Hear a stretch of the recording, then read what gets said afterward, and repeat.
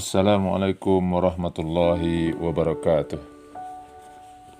Bapak-bapak, ibu-ibu, saudara, hadirin dan hadirat yang dimuliakan oleh Allah. Pada kesempatan kali ini saya akan membahas satu judul, Tentara-tentara Kolbu. Artinya adalah tentara-tentara hati. Di dalam Al-Quran Allah Subhanahu wa Ta'ala berfirman, Bismillahirrahmanirrahim, Wa ma ya'lamu junuda rabbika illa huwa.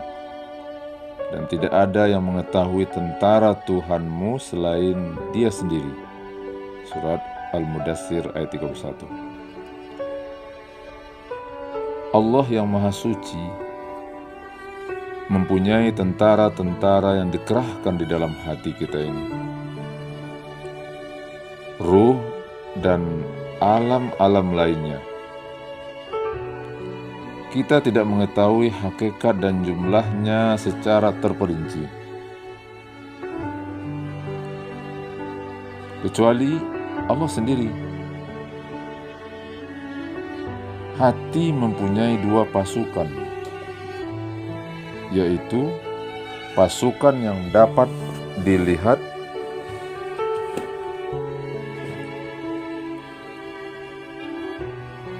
oleh mata dan pasukan yang bersifat gaib,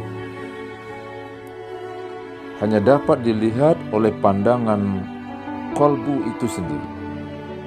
Bapak, ibu, saudara, hadirin dan hadirat yang dimuliakan Allah. Kolbu atau hati berkedudukan sebagai raja dan tentara-tentara berkedudukan sebagai pelayan.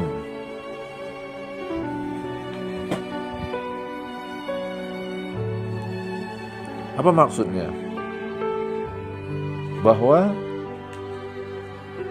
pasukan tentara yang dapat dilihat ialah berupa tangan, kaki, mata, hidung, mulut, dan anggota-anggota tubuh lainnya, baik yang tampak maupun organ dalam.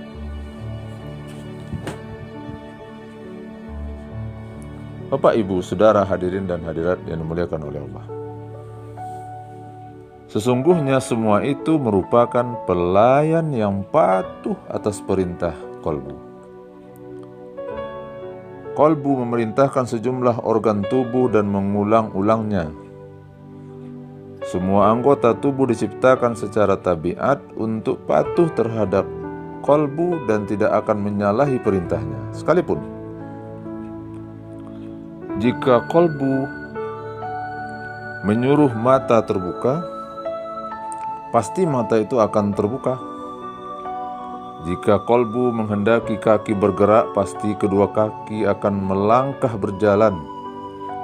Jika kolbu memerintahkan kita berbicara, maka mulut akan bicara. Begitulah seterusnya dan seterusnya. Kepatuhan anggota tubuh terhadap perintah kolbu merupakan simbol kepatuhan para malaikat kepada perintah Allah Subhanahu wa Ta'ala. Kenapa demikian? Sebab malaikat itu secara naluri diciptakan untuk taat, tidak pernah membangkang dan mendurhakai Allah, bahkan mau mengerjakan apa saja sesuai dengan kehendak Allah Subhanahu wa Ta'ala. Hanya saja bedanya adalah jika malaikat patuh karena menyadari kepatuhannya, sedangkan mata menurut perintah kolbu karena keterpaksaan. Kolbu membutuhkan pasukan tentara untuk keperluannya.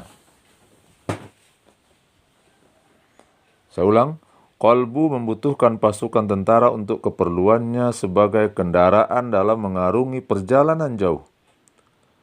Tentara-tentara kolbu adalah media untuk mengantarkan menuju Allah Subhanahu wa Ta'ala atau untuk menyembah Allah. Kenapa? Karena tujuan hidup manusia di muka bumi adalah wa ma khalaqtul jinna wal insa illa liya'budun. Aku tidak menciptakan jin dan manusia melainkan supaya mereka menyembah menyembah kepadaku. Bapak, Ibu, Saudara kaum muslimin, hadirin dan hadirat yang dimuliakan oleh Allah. Tentara-tentara kolbu yang berupa anggota tubuh adalah kendaraan kolbu. Sedangkan perbekalan dalam melakukan perjalanan itu adalah ilmu. Tanpa bekal dan media pengantar, seseorang tidak akan mampu beramal soleh. Seorang tidak akan sampai kepada Allah selama badan tidak tenang. Bapak, Ibu, Saudara, hadirin dan hadirat yang dimuliakan oleh Allah. Dunia adalah kebun akhirat, merupakan rumah petunjuk atau hidayah. Dinamakan dunia karena paling dekat di antara dua tempat. Karenanya sangat perlu untuk menyiapkan perbekalan dari alam ini. Maka badan adalah kendaraannya, badan patuh, badan butuh pemeliharaan dan dijaga agar tetap sehat serta tenang. Adapun pemeliharaan badan, Bapak, Ibu, Saudara, hadirin hadirat yang dimuliakan Allah, adalah dengan memberi makanan dan memeliharanya agar tidak terkena penyakit. Ini untuk konsumsi tentara lahiriah. Sedangkan terhadap tentara-tentara qalbu yang bersifat gaib, kita perlu mencegahnya dari nafsu syahwat. Ini merupakan tindakan pencegahan dan pemeliharaan. Misalnya mencegah kemarahan, menolak setiap penyakit-penyakit yang menghancurkan qalbu itu sendiri. Jumlah tentara qalbu itu secara garis besar dapat dibagi menjadi 3 macam. Pertama, energi yang mendorong pemberi nasihat. Ada kalanya bersifat menarik dan memanfaat seperti nafsu syahwat. Kadang-kadang bersifat penolakan terhadap sesuatu yang berbahaya seperti kemarahan. Energi ini diibaratkan dengan iradah atau kehendak atau kemauan. Bapak, Ibu, Saudara, hadirin dan hadirat dimuliakan Allah. Yang kedua, energi atau kekuatan yang menggerakkan organ tubuh untuk menghasilkan tujuan hati yang diibaratkan dengan kudrah atau kekuasaan, yaitu tentara yang tersebut pada seluruh organ tubuh, lebih-lebih persendian tulang rawan. Yang ketiga, energi yang bersifat mengetahui, yaitu mengenal semua perkara seperti kekuatan penglihatan, pendengaran, penciuman, dan sentuhan. Kekuatan itu pada anggota tubuh tertentu. Ini diibaratkan dengan ilmu pengetahuan dan idrak atau pemahaman. Bapak, Ibu, Saudara, hadirin dan hadirat dimuliakan oleh Allah. Di antara setiap tentara yang gaib, yang tidak nampak, itu ada tentara-tentara yang zahir atau nampak, seperti organ yang tersusun dari lemak, daging, urat, darah, dan tulang yang menyiapkan alat-alat bagi tentara-tentara ini. Sesungguhnya energi pukulan itu karena tangan. Energi atau kekuatan penglihatan itu terletak pada pandangan, dan energi pendengaran itu terletak pada telinga. Begitu pula kekuatan-kekuatan yang lainnya. Bapak, Ibu, Saudara, hadirin dan hadirat yang dimuliakan oleh Allah. Hal yang menarik untuk kita bicarakan adalah tentara-tentara gaib.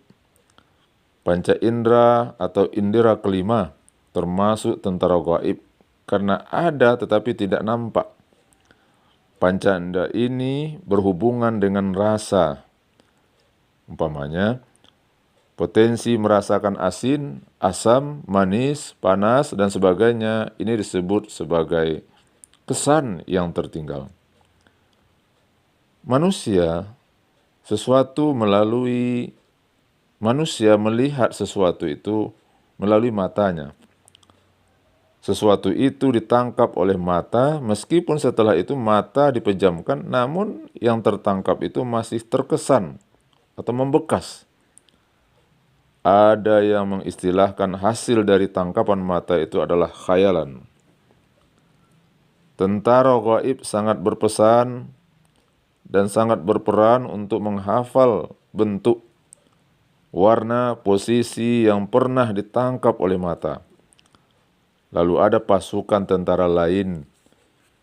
Apa itu? Yang bertugas untuk memikirkan sesuatu tersebut. Mereka berusaha menyimpan dan mengingat kembali pada kesempatan lain. Bapak, Ibu, Saudara, hadirin dan hadirat dimuliakan Allah. Jika Allah tidak menciptakan energi hafalan, berpikir dan mengingat-ingat, pasti otak menjadi kosong sebagaimana kaki dan tangan yang kosong dari kesan tersebut.